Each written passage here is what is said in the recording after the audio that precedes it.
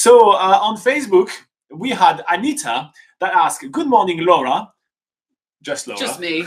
Yeah. Do you want to read this one? Yeah. It's clearly directed to me. Okay. So on Facebook, Anita asks, "Good morning, Laura. I will be in Wellington for 3 days and I would like to know, what do you recommend to do there? I will be on a very tight budget because I have a lot planned for the South Island, so nothing too expensive, please. Thanks."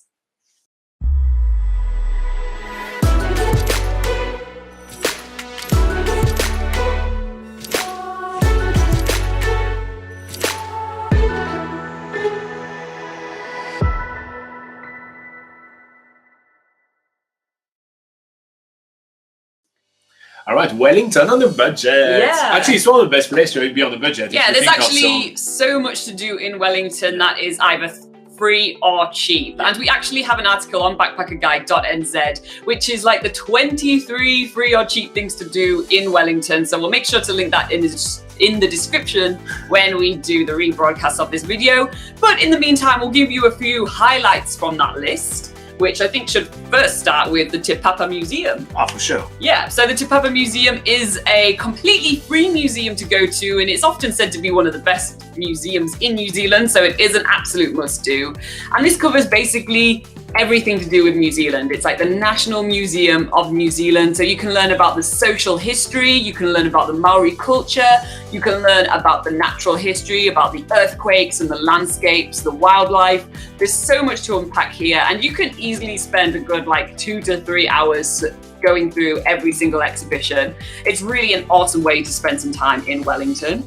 Another option you could do is go to the Weta Cave if you have any interest in movie making or the Lord of the Rings or anything like that. Just go onto a bus to the Miramar end of Wellington, and there's buses going there really regularly. And there is the Weta Cave, which is the home of Weta, which is a digital effects and special effects and props company in New Zealand. They were behind some movies like, of course, The Lord of the Rings, The Hobbit, King Kong, and more recently things like the Avengers and, you know, the Marvel movies and stuff like that. So they really have there's a lot to really learn at the Weta Cave. And they have the free section of the Weta Cave, which has got a mini museum. There's a little gift shop and a little video which shows you some stuff about the behind the scenes of the Weta workshop. Or you can take one of their guided tours, which are all they're really affordable. I think they're maybe around $40 or something, but there's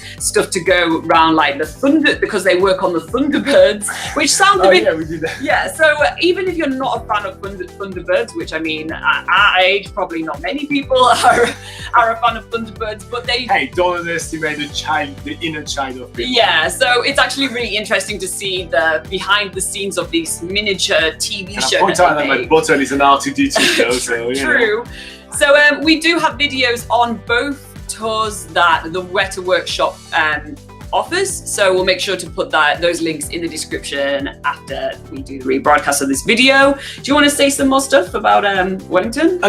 So one of the best things to do in Wellington, and the thing that we actually did enjoy almost the most, actually that's not true, we enjoyed everything, but one of the best things to do in Wellington is literally to hang out around the city.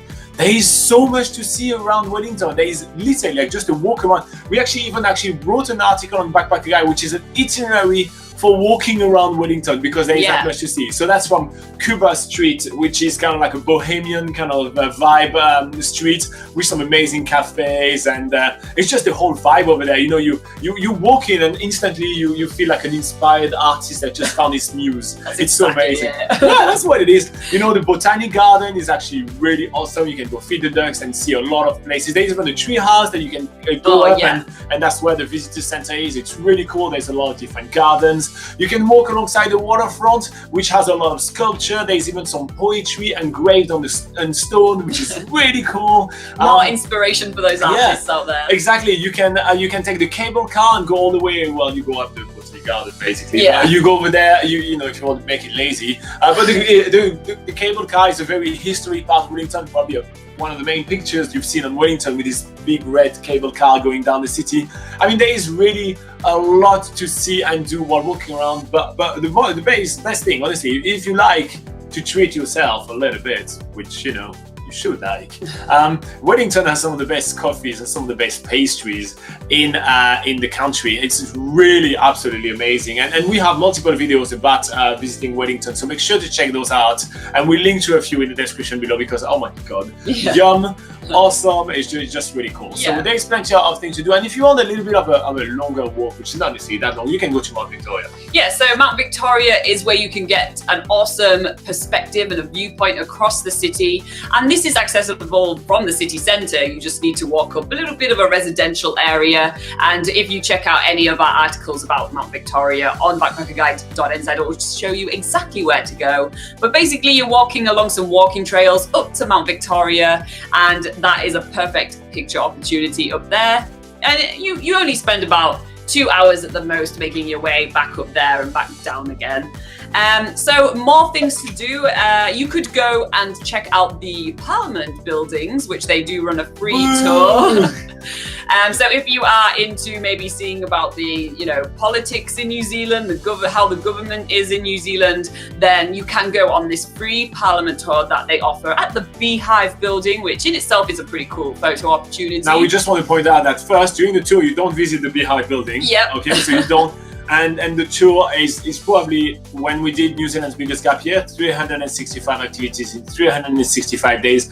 We did consider that in one of the worst activities we've done. Yeah. So check out these videos before you actually waste 2.5 hours in that tour. We did really hate it. I mean, if you're on it was not good. If you're on limited time, maybe skip that one. But if you are struggling for things to do, it's really raining and you have already done the museum. I just play a board game, watch it. I'm not joking. But anyway, let's move on from the Parliament buildings. Let's move on to one of actually what I personally think is one of the best things to do in Wellington, which is Zealandia. Zealandia is a wildlife sanctuary which is protected by a predator-proof fence.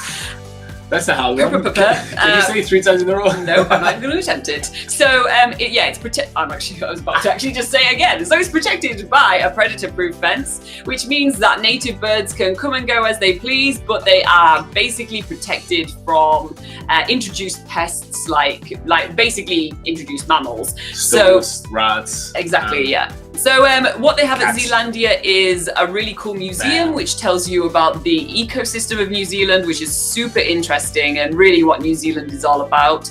And then you have various different walking trails to make your way across this huge wildlife sanctuary, where there's a few bird feeding stations here and there which attract some of the native birds, and you can get some real close viewings of some of the amazing birds in New Zealand. Like the takahe, for example, which is very rare, beautiful blue and red bird.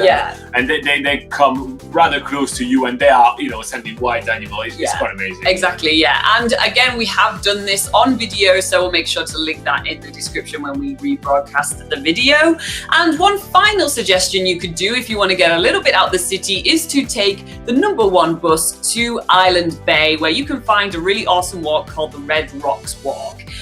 There's a 40-minute walking trail there which takes you along some really awesome rock formations, but probably the most exciting thing about this walk is that there is a seal colony there, so you can go and see some seals as well, but make sure you don't get too close because they don't really like it when people get too close to them on land. Let's get some distance between you and the seals, okay? I hate every single time we see a seal colony and people go really up close to them. It frightens the seals, makes them aggressive. It's absolutely it's really bad for the animals. So your picture is not worth that much.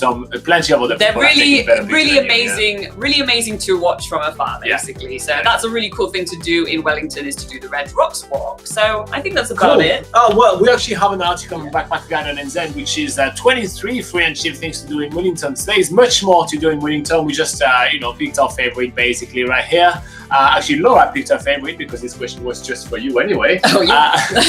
This is our favorite things to do in Wellington. We'll link up to a few articles below, which is, for example, the itinerary of walking around Wellington, as well as 23 free and cheap things to do in Wellington. Plus, check out the other videos that we have about that.